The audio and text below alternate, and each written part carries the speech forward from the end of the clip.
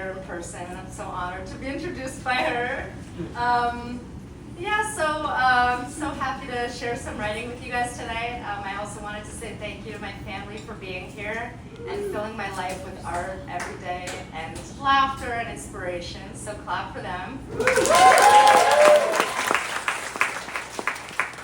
Yes, so as Michelle said, I'm working on 2 novels. One is highly relevant about AI, and the other one takes place in the universe of Winnie the Pooh, so I decided to share that with you tonight. And the other thing I want to say before I read, this novel takes place in the year after the copyright of the Winnie the Pooh books has expired, and it's sort of a multiverse novel about the characters of Winnie the Pooh venturing out and becoming their truest selves. I'm going to be reading 2 short chapters. The first is a kind of an introduction to the book, and the second is about Christopher Robin, who the author of the Winnie the Pooh books, A.A. Milne, based Christopher Robin on his son, and so it's an exploration of his son. Tigger knew he would enter the public domain one day. But when that day came, he was unprepared. Christopher Robin had told them long ago, when they all still lived in the 100-acre wood. He said that today they were only themselves, but one day they would become more than themselves. He said they would enter something called the public domain, and that meant anyone could say anything they wanted about Eeyore or Tigger or Pooh. They could say that Eeyore bounced, or that Tigger ate honey. They could say that Christopher Robin never lived in the 100-acre wood. Pooh asked, "How will we enter?" "It will just happen," Christopher Robin said, "after many years of being alive." "And then we'll enter?" Christopher Robin nodded. "Here? Wherever you are, that's where you'll enter." Pooh squinted. "Will there be a door?" "No, you will just enter. So there won't be a door, but we'll enter." "That's exactly right." "Will we enter at the same time?" Eeyore asked. "All at once?" "No," Christopher Robin said. "Tigger will enter later because he is younger than us by 2. "When?" Tigger asked. 2024. "Oh dear," said Pooh. When Christopher Robin told them good night, they walked one by one with Eeyore in front, Pooh in the middle, and Tigger behind them. One day there wouldn't be just one of them. There would be 2 or 3 or 1,000. "I don't want to enter," Eeyore whispered. "I don't want to be multiplied." Christopher Robin said, "Everyone enters."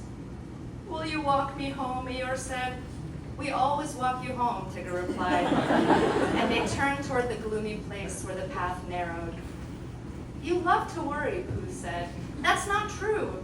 You love to be afraid. You don't even know where it is, Pooh. Wherever you are, that's where you'll enter. Didn't you listen?" "You are the one who doesn't listen."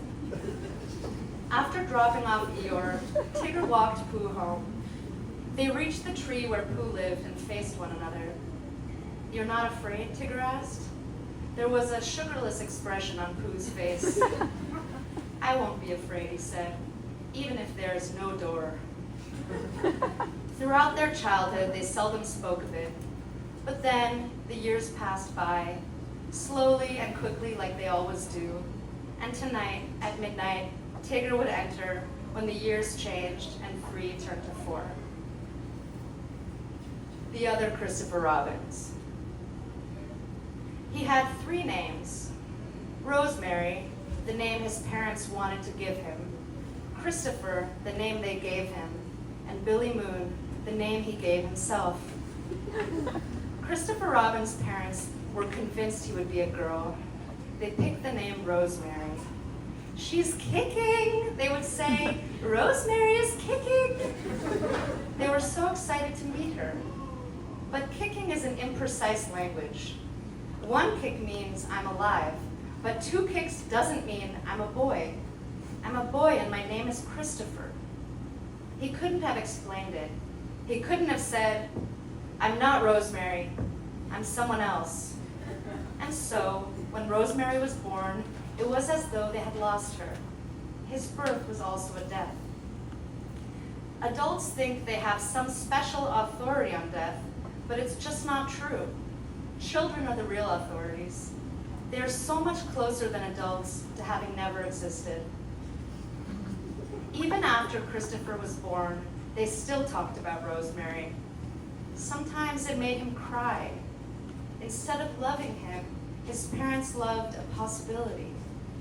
They had imagined her. In that way, they had made her. Then she wasn't born, so she remained a possibility and never pooped or screamed. When he was small, his parents took a trip south, leaving him with Nanny Sylvia. So much time passed without them that he began believing things. He believed his new mother was Nanny Sylvia, and his parents were gone to the world where Rosemary lived. Years later, as a young man in Essex, he thought back on his chosen name, Billy Moon. Christopher Robin was maybe 4 or 5 when he chose a name. His name was the first thing he could remember making. It's hard to make anything when you're very little. The moment you look away from your creation, it disappears. It's cleaned up by Nanny Sylvia, or you forget it altogether. He liked the name Moon. Christopher Robin was born Christopher Robin Milne, which was the family name of his father, A.A. Milne. According to the family lore, Milne, which he couldn't pronounce, had become Moon, but he doubted it. He remembered he had loved the night. After all, night is the special time for children. They can be forgiven for thinking the bright curve outside the window explains the late, special hour of being loved. Night was when his mother bathed him and his father read to him. In East Sussex, where his family lived, the night sky was clear, dazzling. You couldn't miss Moon. And Moon, special faraway object that it was, home to space people, would have felt right to a Christopher who suspected he had been born to the wrong family, displacing a girl who was wanted. He was one of those children who always loved aliens, lightly docked in their beds, ready to be scooped. The reason Billy Moon was so special to the adult Christopher Robin was that he was private. His father had written Christopher into the Winnie the Pooh books. He had made him a star, the most famous little boy in the world. But Billy didn't want to be a star. He wanted to be private. He wanted to be a moon. Thank you.